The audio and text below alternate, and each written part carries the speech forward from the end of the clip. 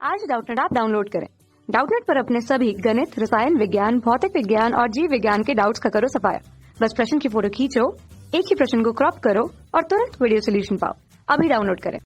हमारे पास क्वेश्चन क्या दिया हुआ है कि पानी में वायु का बुलबुला किस लेंस के रूप में कार्य करता है। ठीक, तो देखिए यहाँ पे क्या हो जाएगा। तो यहाँ पे चलिए इसका उत्तर देखते हैं। तो यहाँ पे इसके लिए क्या किया हमने, मान लिया है एक वायु का बुलबुला जो कि पानी के अंदर कुछ इस तरीके से है। तो यहाँ पे देखिए आकार को देख के आपको लग रहा है यहाँ पे क्या है कि ये कहीं ना कहीं जो इसका प्रथम पृष्ठ है, इस तरीके से यहाँ पे क्या है कि वायु का बुलबुला जो है पानी के अंदर उत्तल लेंस की भांति व्यवहार करेगा, लेकिन ऐसा होता नहीं है। ठीक है, ऐसा होता नहीं है। क्यों नहीं होता, देखिए यहाँ पे क्या है कि हम मान के चलते यहाँ पे क्या है कि ये यहाँ पे ये पृष्ठ है, दूसरा ये पृष्ठ है। ठीक है, तो यहाँ पे जो इस पृष्ठ की वक्रता त्रिज्या है, या हम यहाँ पे क्या करें कि इसको पूर्णतः जो है गोलाकार मान ले वायु के बुलबुले को। तो यहाँ पे क्या है, देखिए यहाँ पे इस वाले पृष्ठ की जो वक्रता त्रिज्या है वो इस वाले पृष्ठ की वक्रता त्रिज्या के बराबर होगी। ठीक, और यहाँ पे चिन्ह परिपाटी के अनुसार क्या होता है कि यहाँ पे इस तरीके से आपतित प्रकाश की दिशा में जितनी भी दूरियां नापी जाएंगी उसको हम कैसा लेंगे, उसको हम जो है धनात्मक लेते हैं।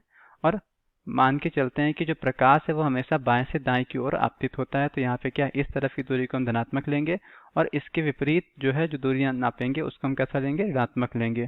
ठीक है, तो यहाँ पे क्या है, मान लिया हमने क्या है यहाँ पे इस गोले की जो वक्रता त्रिज्या उसको r मान लिया है। ठीक है, तो यहाँ पे क्या हो जाएगा, इस पृष्ठ की और इस पृष्ठ की दोनों की वक्रता त्रिज्या यहाँ पे क्या होगा, r होगा। लेकिन यहाँ पे इस पृष्ठ की जो वक्रता त्रिज्या है उसको नापने के लिए हमको इस तरफ चलना पड़ेगा, तो इसको हम धनात्मक लेंगे। लेकिन यहाँ पे क्या, इस पृष्ठ की जो वक्रता त्रिज्या है उसको हम यहाँ पे क्या लेंगे, ऋणात्मक लेंगे। और यहाँ पे क्या किया हमने, इसको क्या मान लिया है, r1 मान लिया है और इसको हमने यहाँ पे r2 मान लिया है। ठीक, तो अब यहाँ पे फोकस दूरी का हमारे पास सूत्र क्या होता है, देखिए लेंस निर्माता का सूत्र भी कहते हैं इसको, जो कि होता है क्या, 1/f बराबर mu minus 1 1/r1 minus 1/r2, जहाँ पे r1 r2 क्या है, लेंस के दोनों पृष्ठों की वक्रता त्रिज्याएं हैं। म्यू क्या है, यहाँ पे जो भी हमारे पास लेंस है उसके पदार्थ का अपवर्तनांक किसके सापेक्ष, जिस माध्यम में रखा हुआ है, और f क्या है, उसकी फोकस दूरी है। ठीक, तो यहाँ पे फोकस दूरी को हम निकाल के फोकस दूरी का चिन्ह देख के हम ये निर्धारित करेंगे कि वायु का बुलबुला जो है पानी के अंदर किस लेंस की भांति व्यवहार करता है। ठीक है, तो यहाँ से क्या हो जाएगा, देखिए इसको हल करेंगे हम, तो 1/f बराबर यहाँ पे म्यू, म्यू यहाँ पे क्या है, पानी के सापेक्ष इस वायु का यहाँ पे अपवर्तनांक। ठीक है, क्योंकि यहाँ पे जो लेंस है वो यानी जो बुलबुला है उसी को हम यहाँ पे लेंस मान रहे हैं और वो वायु का बना हुआ है। तो यहाँ पे जो पानी के प्रतीक को हम यहाँ पे W से दिखा दें और वायु को A से, क्योंकि वायु को इंग्लिश में एयर कहते हैं और पानी को वाटर कहते हैं। तो यहाँ पे क्या हो जाएगा, जो म्यू है ये म्यू क्या हो जाएगा, जल के सापेक्ष यानी पानी के सापेक्ष वायु का अपवर्तनांक। ठीक है, तो ये क्या हो जाएगा, W म्यू A माइनस 1, और यहाँ पे क्या हो जाएगा 1/r1, r1 का मान क्या है, प्लस r है, तो 1/r हो गया माइनस 1/-r। ठीक, तो यहाँ पे क्या हो जाएगा, देखिए 1/f बराबर W म्यू A। तो यहाँ पे क्या है कि एक माध्यम के सापेक्ष दूसरे माध्यम का अपवर्तनांक बराबर क्या होता है, देखिए कि पहले माध्यम में प्रकाश की चाल बटे दूसरे माध्यम में प्रकाश की चाल। तो यहाँ पे हमने मान लिया जल में जो प्रकाश की चाल है उसको हम यहाँ पे v से दिखा दे रहे हैं और वायु में जो प्रकाश की चाल है उसको हम यहाँ पे c से दिखा दे रहे हैं। ठीक, तो यहाँ पे क्या हो जाएगा, v/c माइनस 1, और यहाँ पे क्या हो जाएगा 1/r, माइनस माइनस प्लस हो गया 1/r। तो यहाँ पे इसको और आगे हल करेंगे तो 1/f बराबर यहाँ पे देखिए v/c। अब यहाँ पे क्या हम बता दें आपको कि जो पानी के अंदर प्रकाश की चाल होगी वो वायु के अंदर प्रकाश की चाल से कम होगी हमेशा। ठीक है, यानी v का मान हमेशा जो है c से कम होगा। ठीक, ये याद रखिए। ठीक, किसी भी माध्यम में जो है प्रकाश की चाल क्या होता है कि इस c से जो है अधिक नहीं हो सकती है।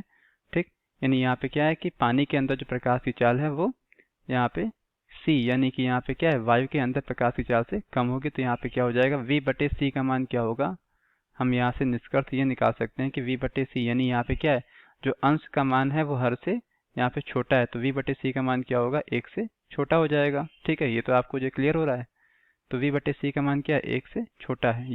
ये बात आप याद रखिएगा। ठीक, तो इसको हम यहाँ पे अभी जो है ऐसे लिख देते हैं, क्या v/c -1।